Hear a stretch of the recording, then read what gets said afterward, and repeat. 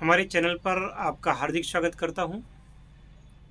और आज मैं इस वीडियो में आपको ये समझाने का प्रयत्न करूंगा कि जो लोग कीमिया के चक्कर में पड़े हुए हैं, कीमिया से अपना काम चलाना चाहते हैं, अपना खर्चा चलाना चाहते हैं, उन लोगों को ये बात ध्यान रखनी चाहिए कि कीमिया में प्रयोग होने वाली जो भी वस्तुएं हैं, जितनी भी वस्तुएं हैं, यथा मान लीजिए गंधक है ना, संखिया है, मैंसिल है, रस कपूर है, आदि आदि जो तमाम प्रकार की चीज़ें होती हैं, वो मार्केट में जब आप ख़रीदने जाते हैं तो मार्केट में प्योरिटी कम मिलती है। तो सबसे पहले तो आपको उन सभी चीज़ों को शुद्ध करने का ज्ञान होना चाहिए कि कोई भी अवयव है जो कि कीमिया में प्रयोग हो रहा है, तो सर्वप्रथम तो उन सभी को शुद्ध करने का विधान पता होना चाहिए।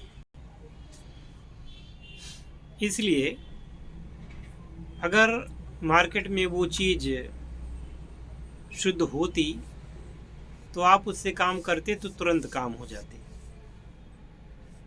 अब अगर नहीं मिल रही है तो फिर आपको उनके रासायनिक नाम मालूम होने चाहिए कि अमुक चीज़ को रासायनिक नाम उसका क्या है, और लैब ग्रेड की चीज़ें जो होती हैं आपको लेनी चाहिए। लैब ग्रेड से तात्पर्य ये है कि थोड़ी चीज़ें महंगी पड़ती हैं, थोड़ी नहीं बल्कि मैं समझता हूँ कि काफ़ी महंगी पड़ती हैं, मार्केट से बहुत ज़्यादा महंगी पड़ती हैं, लेकिन वो 99.90 या 99 वो शुद्ध होती हैं, शुद्धता का प्रमाण होता है उनमें। अब लैब ग्रेड की चीज़ अगर लेंगे तो एक बार असफलता का मुंह आपको देखना नहीं पड़ेगा। अब जैसे क्या है कि मार्केट में पारा आपने खरीदा, तो मार्केट में पारा इस समय 16,000 रुपये किलो हमारे यहाँ पर है। ये पारा वो है जिसकी कोई गारंटी नहीं है, और जो शुद्ध पारा है जो कंपनी का है इस समय 48,000 रुपये किलो पड़ रहा है। मर्क कंपनी का पारा 48,000 रुपये किलो। अब वह पारा सिर्फ क्या है कि वो शुद्धता का प्रमाण है कि वो अति शुद्ध होगा, सिद्ध होगा इसकी कोई गारंटी नहीं है, और सिद्ध नहीं ही होगा, वो केवल प्योरिटी उसमें होगी, इसलिए वो 48,000 रुपये प्रति किलो के रेट से बिक रहा है। और भी कंपनियां हैं तो लगभग ये रेट पहुंच गया है। अभी 6 महीने पहले यही पारा जो 48,000 का, यही पारा लगभग 30,000 रुपये किलो का पड़ रहा था। अब मार्केट में बढ़ा तो वहाँ भी बढ़ा।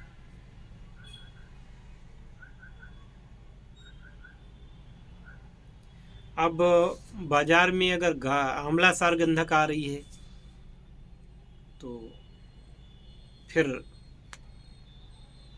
लैब में वही गंधक महंगी है और उस सल्फ़र के नाम से आ रही है।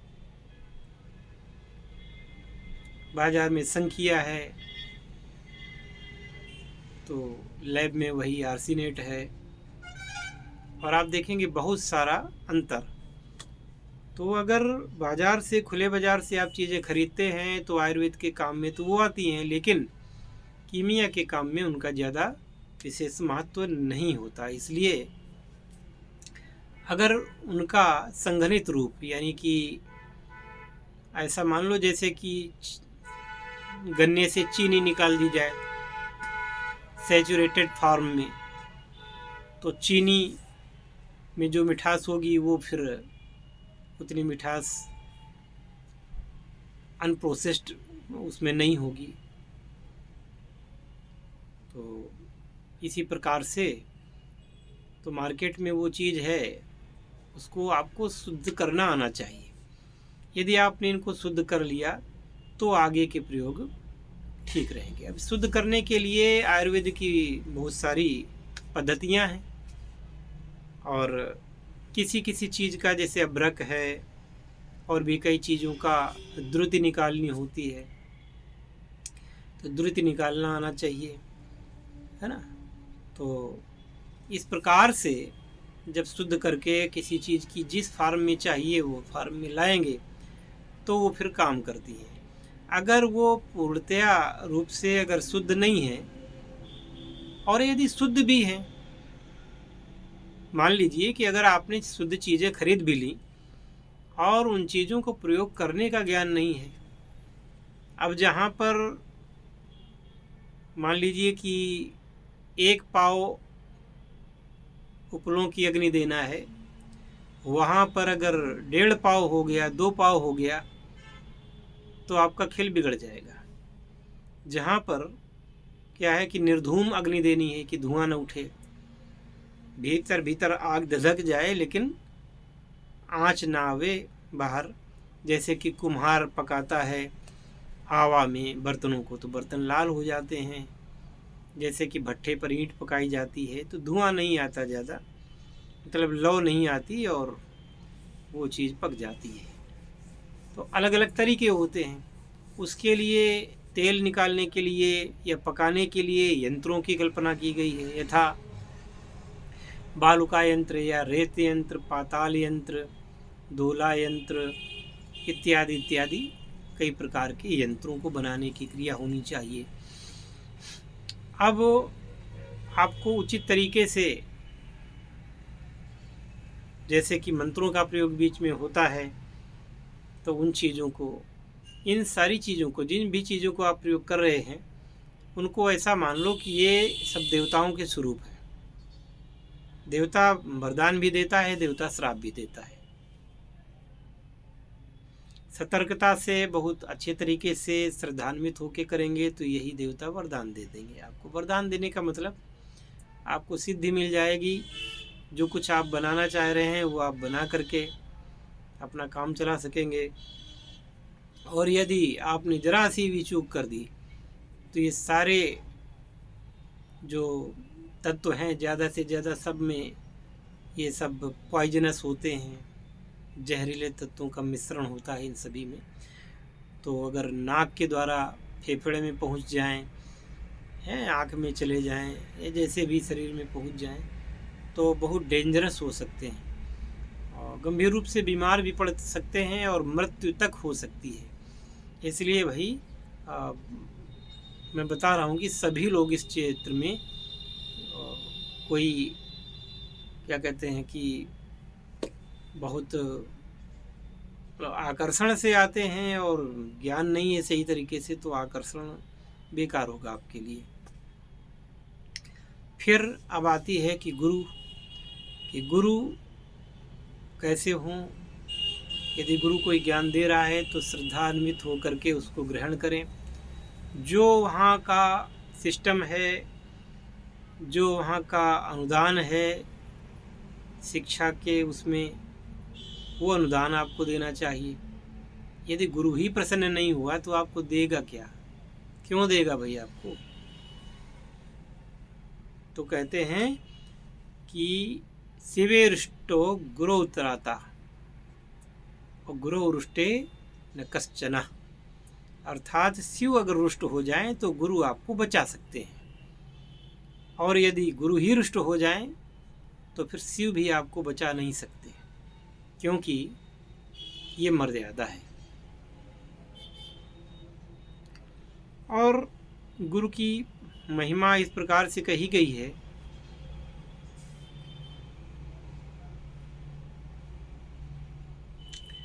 कि जब भगवान ने भी अवतार लिए, सामान्य पुरुषों की छोड़िए, भगवान ने जब अवतार लिए तो भगवान ने भी गुरु धारण किए और गुरु को सर्वोच्च सम्मान जीवन में दिया।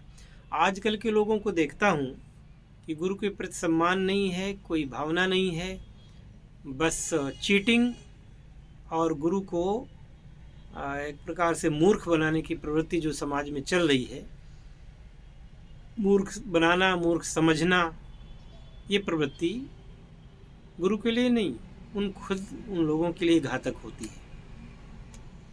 हाँ, ये जरूर बात है कि आजकल गुरु की जगह गुरु घंटाल भी बहुत बैठे हुए हैं। अब उन गुरु घंटालों को पहचानना भी बड़ा कठिन है, बहुत ही कठिन है। उनको प्रथम दृष्टया कोई पहचान ही नहीं सकता।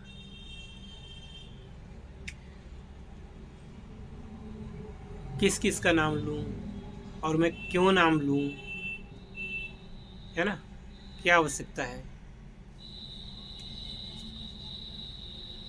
जो जाएगा वहां खुद उसको पता चल जाएगा। हाँ, लेकिन इतना है कि किसी भी गुरु वगैरह के बारे में मेरे यहाँ शिकायत न करें। उनके लिए मैं जिम्मेदार नहीं हूँ और न किसी से मेरा ऐसा संबंध है। इस प्रकार से वो उन्होंने जो कुछ किया, जैसे किया, वो आप जाने और आपका काम जाने, वो जाने।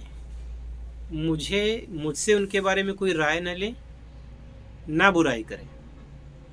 ना मैं उन्हें अच्छा कह सकता हूँ, ना उन्हें बुरा कह सकता हूँ। ये आप अच्छी तरीके से समझ लें। मैं तो केवल जो मैं कहता हूँ या जो मैं करता हूँ उसके बारे में आप मुझसे बात करें, अपना काम बनाएं, चलते बने। सीधी सी बात है। हमें किसी कंट्रोवर्सी में नहीं पड़ना है, चाहे वो योग का क्षेत्र हो, चाहे फिर तंत्र मंत्र का क्षेत्र हो, चाहे वो केमियागिरी का क्षेत्र हो, चाहे वो साधना सिद्धि से संबंधित किसी भी प्रकार का क्षेत्र हो। मैं अपने चैनल पर ना तो किसी की बुराई कर सकता हूँ, ना ही मैं किसी को प्रमोट करता हूँ कि आप उनके यहाँ चले जाइए, वो बहुत अच्छे आदमी है, ऐसा है वैसा है। ना काहू से दोस्ती, ना काहू से बैर। और जब आप खुद जान जाएंगे लोगों के बारे में और तब आएंगे मेरे पास, तब की तब देखी जाएगी। और मेरे पास आकर के आप निराश तो होंगे नहीं, ये तो मुझे पूरा विश्वास है।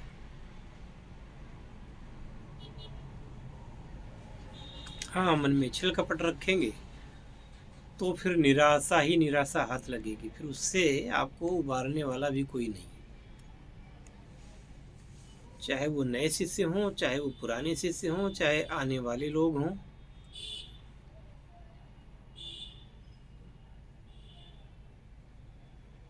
जितना आप फेथ यानी कि जितना आप वफादारी अपने माता पिता से, अपने भाई बहन से रखते हैं, उससे कहीं ज़्यादा वफादारी और भरोसा आपको अपने गुरु पर होना चाहिए। वह अगर नहीं है तो हम कभी जो है आपको उसके लिए बहुत ज़्यादा प्रेरित नहीं करेंगे। हम तो बस ये समझ लेंगे कि ये व्यक्ति इस लायक नहीं है और आपसे किनारा कर लेंगे। वो आपको समझना है। जैसे ही मेरे मन में कहीं पर भी छठी इंद्री ने संकेत किया कि अमुक आदमी अच्छा नहीं है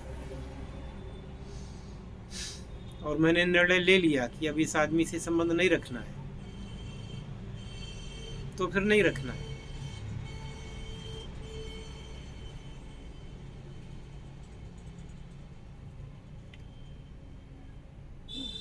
और मेरे यहाँ आकर के किसी के बारे में बात करना कि अमुक व्यक्ति ऐसा है, उसने ऐसा किया, उसने ये किया, वो किया, उन सब चीज़ों से मुझे क्या लेना देना।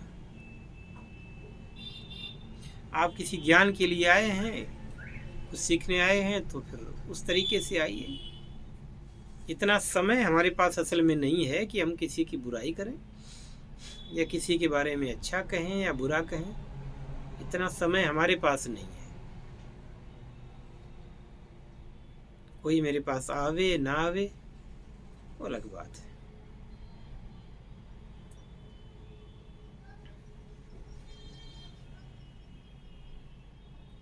धर्म जो होता है अपने आप में एक ऐसा भाव है जो किसी का मुखापेक्षी नहीं है।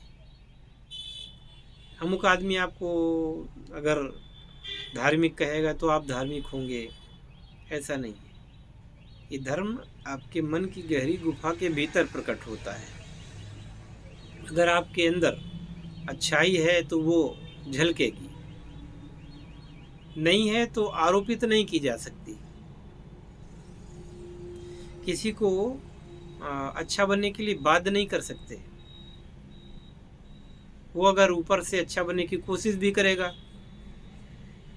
तो भी वो हानिकारक है। इसलिए देखिए, मैं तो ये कहता हूँ कि जब कोई व्यक्ति मेरे पास आता है, मैं तो सीधे एक्सरे करता हूँ उसका। एक्सरे कर लिया, सोच लिया कि उसके साथ हमें क्या करना है, वापस भेजना है या उसे सफल बनाना है। अब वो जैसा व्यवहार करेगा, जैसा उसकी सोच होगी, वैसा ही उसको फल प्राप्त होगा। केवल मुंह से गुरु कहने से गुरु नहीं हो जाते। दीक्षा ले लिया, गुरु हो गए। गुरुत्व के लिए आपके अंदर समर्पण होना चाहिए।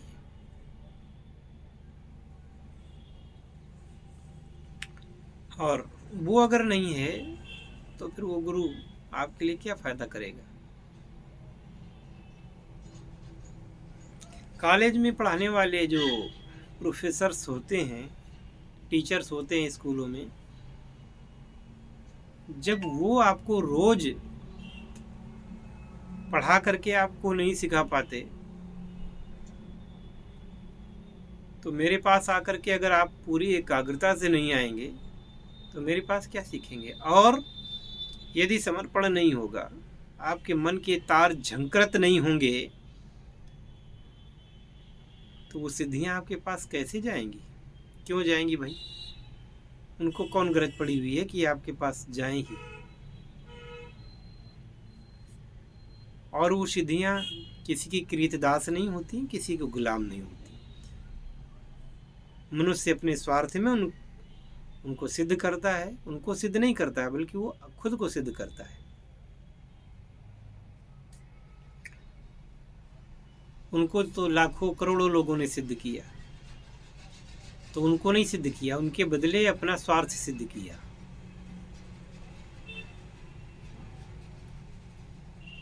पर वो सिद्धियां भी उनके पास ही रुकती हैं, उनके पास ही जाती हैं जो उसके योग्य होते हैं। कभी कभार तो ऐसा होता है कि बिना सिद्ध किए भी वो सिद्धियां उनके पास स्वयं वो चली जाती हैं।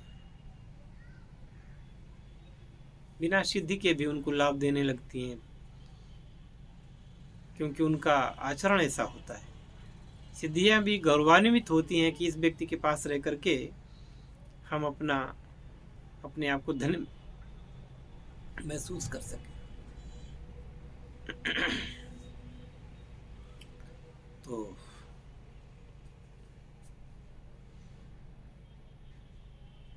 शायद मैं आपको बताने में, समझा पाने में सक्षम हो पाया होऊंगा तो अच्छी बात है। अगर नहीं हो पाया हूँ तो कोई बात नहीं। मैंने अपेक्षाएं करना छोड़ दिया है, वो भी अपने दर्शकों से। क्या अपेक्षा करूं भैया? क्यों करूं? क्योंकि लोग अपने लिए आते हैं, अपने लिए देखते हैं। अगर हमारा कंटेंट उनके लिए अच्छा नहीं होगा तो क्यों देखेंगे और क्यों रहेंगे, क्यों उस पर अमल करेंगे?